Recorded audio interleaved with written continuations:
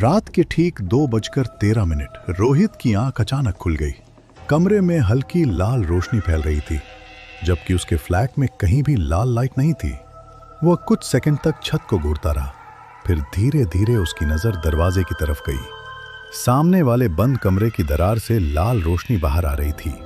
वही कमरा जो पिछले 6 महीने से हमेशा बंद रहता था। रोहित का गला सूख गया। उस कमरे की चाबी उसके पास ही थी और उसने खुद उसे बंद किया था। फिर अंदर रोशनी कैसे? कमरे के अंदर कोई खिड़की भी नहीं थी। कुछ पल तक वह बिस्तर पर बैठा रहा, जैसे उम्मीद कर रहा हो कि रोशनी अपने आप बंद हो जाएगी। लेकिन रोशनी और तेज होती जा रही थी और उसके साथ हल्की मोम की गंध भी हवा में फैलने लगी। वह धीरे धीरे उठा और दरवाजे के पास पहुंचा। उसकी उंगलियां कांप रही थीं। उसने कान दरार के पास लगाया। अंदर से कोई आवाज नहीं आ रही थी, बस हल्की सी मोम के पिघलने की बू। 6 महीने पहले यही कमरा नेहा का था। नेहा उसकी मंगेतर थी।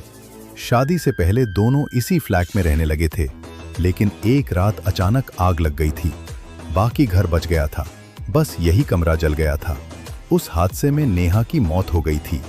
उस दिन के बाद रोहित ने कमरे को साफ करवाकर बंद कर दिया था और कभी खोलने की हिम्मत नहीं की। रोहित ने धीरे से चाबी घुमाई। दरवाजा चरमराता हुआ खुला।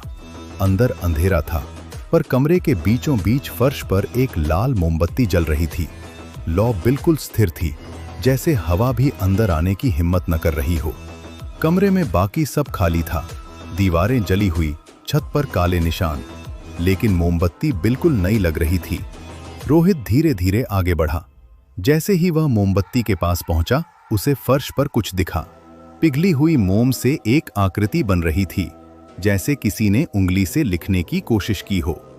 रोहित झुका और ध्यान से देखा। मोम से बना शब्द धीरे धीरे साफ होने लगा। मैं वापस आई। उसके हाथ ठंडे पड़ गए। उसी पल पीछे दरवाजा अपने आप बंद हो गया। रोहित झटके से पलटा।